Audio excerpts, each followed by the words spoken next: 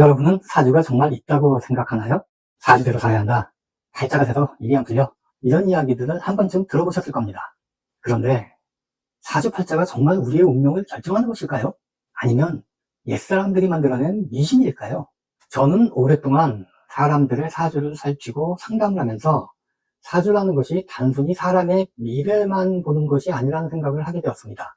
사주는 4개의 기둥이란 뜻입니다. 사람이 태어난 연도와 달, 날짜와 시간을 각각 하나의 기둥으로 보는 것이죠. 그리고 각 기둥은 위아래 2글자로 이루어져 있습니다. 이것을 천간지지라고도 합니다. 4기둥에 2글자씩 있으니까 모두 8글자. 그래서 팔자라고 합니다. 즉, 사주팔자는 사람의 태어난 시간의 순간 정보를 8글자로 표현하는 것이라고 볼 수 있습니다. 그렇다면 그 8글자로 무엇을 알 수 있을까요? 사주명리에서는 음양과 오행의 관계를 통해서 그 사람이 어떤 성향을 가지고 있는지, 무엇에 강하고 무엇에 약한지를 살펴봅니다. 또 언제 기운의 변화가 생기는지, 어떤 환경에서 능력을 잘 발휘하는지도 생각해봅니다. 비유하자면 사주는 인생의 판결문이 아니라 태어날 때 받은 하나의 기후표나 설계도에 가깝다고 할 수 있습니다. 날씨를 안다고 해서 하루에 모든 일이 결정되는 건 아니지만 우산을 준비하거나 옷을 선택하는 데는 도움이 될 것입니다. 사주팔자에 관한 가장 큰 오해는 모든 운명은 이미 결정되어 있다라는 것입니다.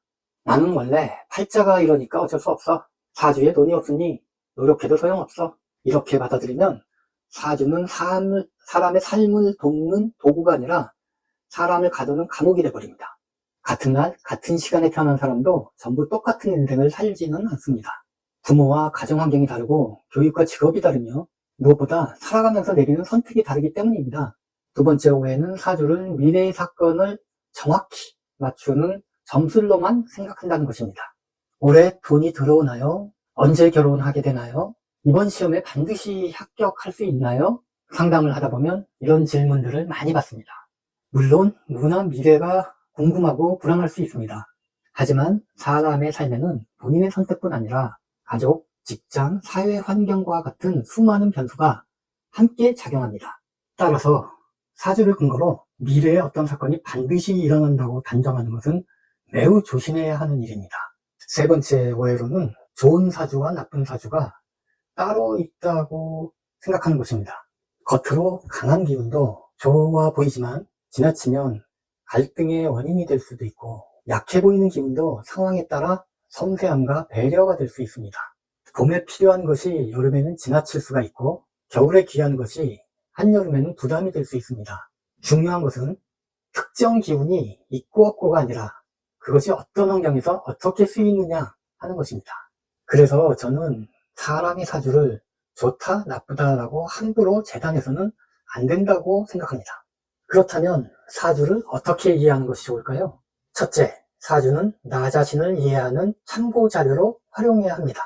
나는 왜 어떤 상황에서 쉽게 지치는가? 사람들과 함께 할 때 나는 왜 힘이 나는가? 또는 혼자 있을 때 나는 집중이 잘 되는가? 내가 결정을 빠르게 내리는 편인가? 늦게 내리는 편인가? 나는 충분히 살핀 뒤 움직이는 편인가?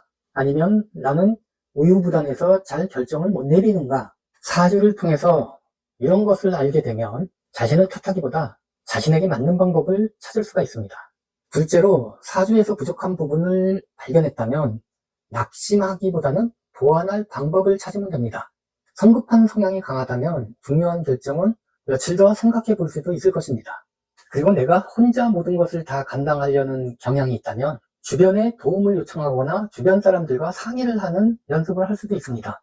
사주를 본다는 것은 나는 원래 이런 사람이야 라고 고집을 부리는 것이 아닙니다. 오히려 나의 습관과 나의 약점을 알아차리고 조금 더 균형 있게 살아가기 위해서 꼭 필요한 것입니다.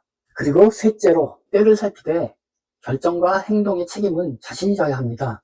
농부가 계절을 살피는 것은 매우 중요합니다. 하지만 계절만 안다고 해서 저절로 수확이 열리지는 않겠지요. 씨를 뿌리고 물을 주고 잡초를 뽑아야 합니다.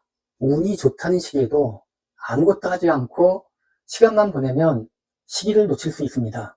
반대로 어려운 시기라도 미리 준비하고 신중하게 움직이면 손실을 줄이고 실력을 쌓을 수 있겠지요. 사주는 방향을 제시하는 길잡이지만 실제로 행동을 하는 것은 나 자신입니다. 사주 상담을 받을 때도 꼭 기억할 점이 있습니다. 가끔 상담받으러 오시는 분들 중에 타인이 잘못되기를 바라는 마음에서 그 타인이 언제 잘못될지를 물으시는 분들이 계십니다.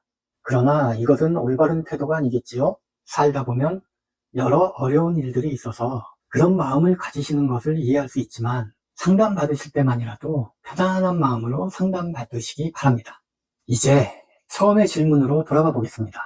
사주팔자, 있기는 있는 건가? 사주팔자라는 전통적인 해석 체계는 분명히 존재합니다. 오랜 세월 동안 사람과 자연, 시간의 변화를 이해하려는 동양의 사유가 그 안에 담겨 있습니다.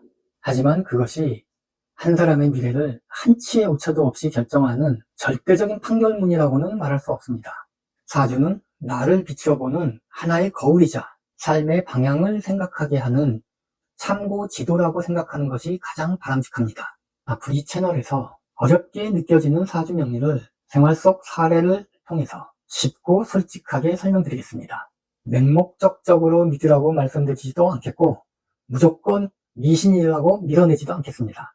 함께 질문하고 살펴보고 삶에 도움이 되는 지혜를 찾도록 하겠습니다. 오늘 이야기가 도움이 되셨다면 구독과 좋아요 부탁드립니다.